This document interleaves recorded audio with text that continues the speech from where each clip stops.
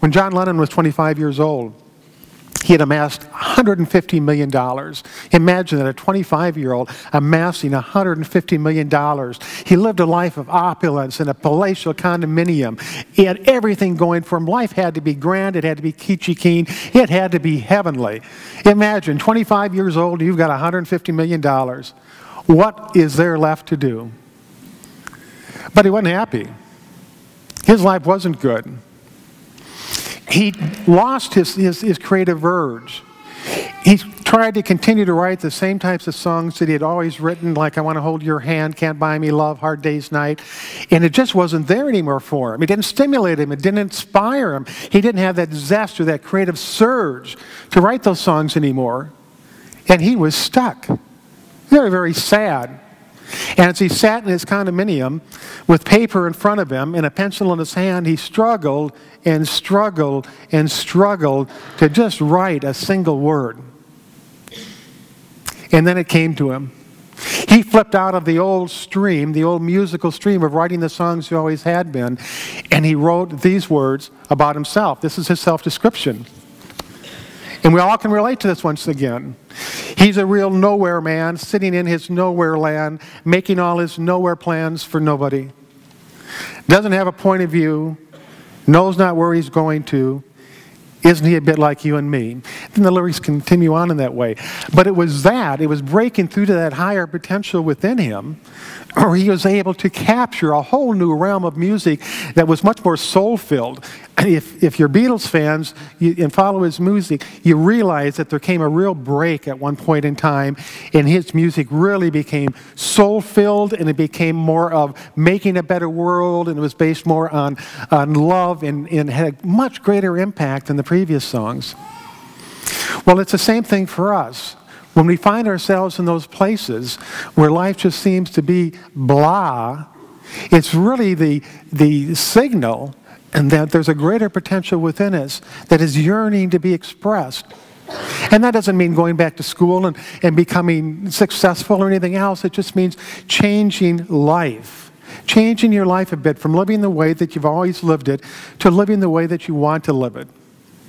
Think of Jesus for a moment. He was 27 years old, a brilliant man. He had a great spiritual awareness and consciousness. I mean, he really saw life in the world different from a lot of people. But he was working with his father as a carpenter. He was fulfilling the tradition of his culture, and that was to work the trade of his father until his father retired, and then take over that business so that he could provide for the family going forward.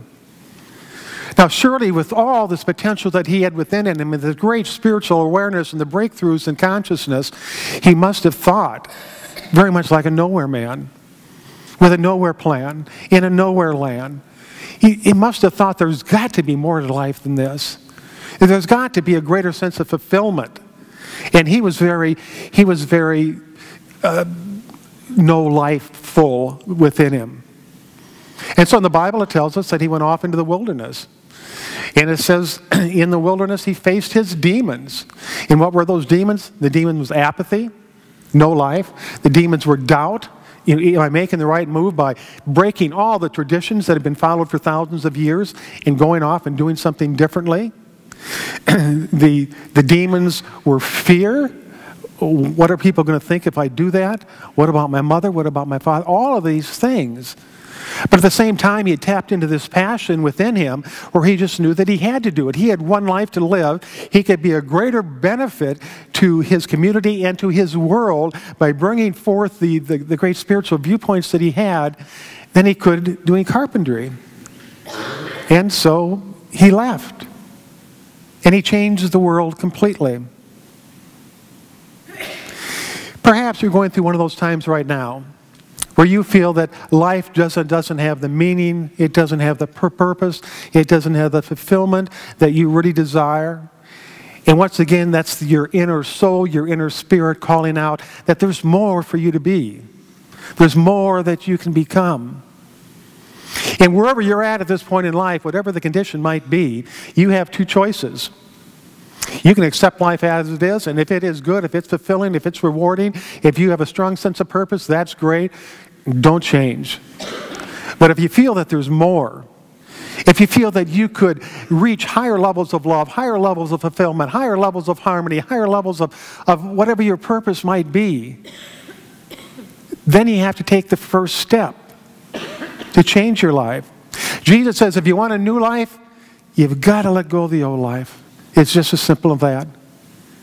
He says if you want to experience higher levels of happiness, he says you have to be born again. Now, he didn't mean born again in the fundamental sense where you get on your hands and knees and turn your life over to Jesus Christ. He didn't mean that at all. What he meant is that you have created your life up to this point. Your life today is pretty much the result of what you did yesterday. And your life yesterday was pretty much the result of what you did the day before, and then the day before that, so on and so forth. What to be born again means today I start a new life. And with creative progression expression, with that creative nature within me, I can create the life I want just like I've created this life. I'm not a victim of circumstances. I'm not imprisoned by anything or anybody when it comes to my consciousness and my freedom to be the person that I want to be. Two choices. You know, they say if you're going through hell, don't pitch a tent and camp out. If you're going through the hell, keep on going. Keep on moving. And you'll see that, you know, the darkness is not permanent. There'll come that time where there'll be a little point of light. And you'll keep moving towards it, and it'll become bigger, and it'll become bigger, and it'll become bigger, and you'll enter into a new way of living, into a new creative life that is greater than anything you've ever experienced in the common day. So I want you to think about that. Think about what is missing in your life. You know, what is absent? Can you be happier? Of course, we all could be happier. Could you be more loving?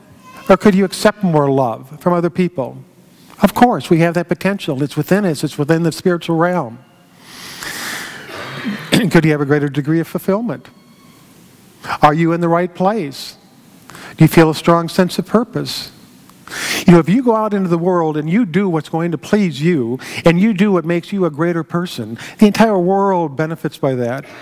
It's not selfish to live your own life.